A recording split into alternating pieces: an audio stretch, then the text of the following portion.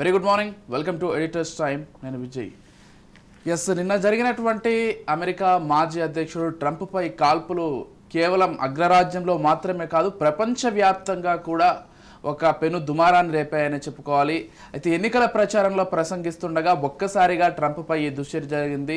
అయితే అగ్రరాజ్యం అమెరికా ఉలిక్కి పడే ఘటన అని చెప్పుకోవాలి. పెన్సిల్వేనియాలో బట్లర్లో ఎన్నికల ప్రచారం ఒక ర్యాలీ నిర్వహిస్తుండగా అక్కడ ప్రసంగిస్తుండగా ఈ ఘటన జరిగినట్లుగా మనకు సమాచారం అందుంది. అయితే ఒక బుల్లెట్ వచ్చి ట్రంప్ చెవి దగ్గర తగలడంతో కొంత తీవ్ర గాయమయ్యి కొంత రక్తస్రావం కూడా అయింది. అయితే ట్రంప్కి ఎటువంటి హాని జరగకుండా ఆయన బయటపడడం అయితే జరిగింది. వెంటనే అక్కడ ఉన్నటువంటి అధికారులు అంబులెన్స్లో ఆయన్ని హాస్పిటల్కి తరలించారు. మొత్తంగా ఈ అంతర్జాతీయ అంశంతో పాటు మరికొన్ని జాతీయ అంశాలు, రాష్ట్రానికి సంబంధించినటువంటి పొలిటికల్ అంశాలు మనతో పాటు చర్చించడానికి వేణుగోపాల్ రెడ్డి గారు సీనియర్ జర్నలిస్ట్ సిద్ధంగా ఉన్నారు. వారితో పాటు మా పొలిటికల్ ఎడిటర్ అరవింద్ కొలి గారు కూడా సిద్ధంగా ఉన్నారు. అరవింద్ గారు, ముందుగా ఎలా చూస్తారండి? అంటే ఒక్కసారిగా నిన్న జరిగిన ఘటన అయితే నేను అన్నట్లుగా అమెరికాలో మాత్రమే కాదు మొత్తం ప్రపంచవ్యాప్తంగా కూడా ఉలిక్కి పడేలా చేసింది. ప్రపంచవ్యాప్తంగా ఒక భాగం అయితే అంతర్గతంగా అమెరికా దేశంలో అధ్యక్షుడు లేదా అధ్యక్ష ఎన్నికల్లో ప్రధాన అభ్యర్థి అయినటువంటి ఒక వ్యక్తి మీద దాడి జరగడం ఇది మొదటిసారి కాదు. గతంలో అబ్రహం లింకన్ జరిగింది. జాన్ ఎఫ్ కెనడీ అసాసినేషన్ అయితే ప్రపంచ రాజకీయ చరిత్రలో ఒక ప్రధాన ఘట్టంగా చెప్తారు. ప్రపంచ రాజకీయాలను చదువుకునే వాళ్ళు కానీ అదే సందర్భంలో అంటే దాన్ని ఒక చరిత్రలో జరిగినటువంటి ఒక ల్యాండ్ మార్క్గా చెప్తారు. అలాగే రాజకీయాల్లో కూడా ఒక రివల్యూషనరీ డెసిషన్స్ తీసుకోవడం ద్వారా సనాతనవాదుల ఆగ్రహానికి గురై జాన్ ఎఫ్ కెనడీ అసాసినేషన్ జరిగింది.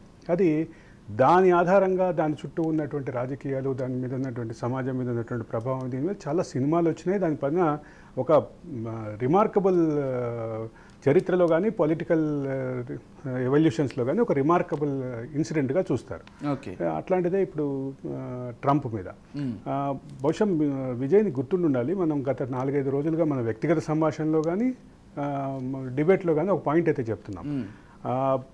అధ్యక్ష అభ్యర్థుల మీద ఇద్దరి మీద అసంతృప్తి ఉన్నటువంటి మొదటి ఎన్నిక అమెరికాలో, అది కూడా అంతర్గతంగా పార్టీలో కూడా. అంటే ఇంతకంటే బెటర్ అభ్యర్థి ఉంటే బాగుండు అనే భావం నుంచి మొదలుపెట్టి అధ్యక్ష స్థానానికి తగినటువంటి అభ్యర్థి కాదు అనేటటువంటి వరకు రకరకాల అభిప్రాయాలు ఉన్నటువంటి విస్తృత రిపబ్లికన్ పార్టీ వాళ్ళు కానీ అదే సందర్భంలో డెమోక్రటిక్ పార్టీ వాళ్ళు కానీ ఒక అభిప్రాయంతో ఉన్నటువంటి పరిస్థితి. మొదటిసారి అమెరికా దేశంలో ఒక పక్క అమెరికా ఆర్థిక సంక్షోభం, ఉద్యోగ సంక్షోభం, అమెరికన్ డాలర్ బలహీనపడుతుంది అనేటటువంటి వాదన, దాంతోపాటు అసలు అమెరికన్ డాలర్ని యాక్సెప్టెన్స్ తగ్గుతుంది ప్రపంచవ్యాప్తంగా, అమెరికన్ డాలర్కి ప్రత్యామ్నాయంగా క్రిప్టో కరెన్సీ వస్తుంది అనేటటువంటి వాదనలు ముందుకు వస్తున్నటువంటి నేపథ్యంలో అమెరికా సమాజంలోనే భవిష్యత్ ఏంటి అనేటటువంటి చర్చ మొదలైంది. అంటే నేను అమెరికా సమాజం అంతా చిన్నాభిన్నమైందని చెప్పే వితండవాదనలు చేయను, కానీ అమెరికా సమాజంలో కొంత అభద్రతాభావం మొదలైంది అనేటటువంటి ప్రస్తుత పరిస్థితిలో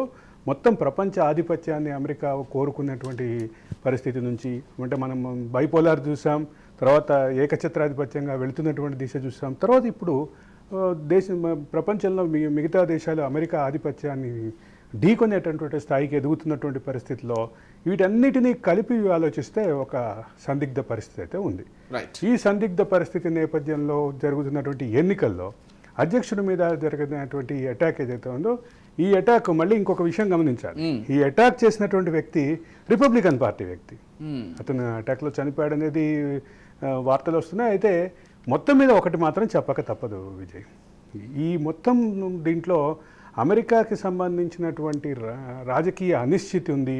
ఆ అనిశ్చితికి కొంత బైడెన్ వైఖరి కారణమని రిపబ్లికన్లు విమర్శిస్తుంటే, రెండోది అసలు బైడెన్ కంటే ముందు అధ్యక్ష బాధ్యతలు నిర్వహించినటువంటి ట్రంప్ వ్యవహార శైలి కారణంగా ప్రపంచంలో కొంత ఐసోలేషన్ జరిగింది, అమెరికా యొక్క ఆధిపత్యం పోతోంది అనేటటువంటి వైఖరి.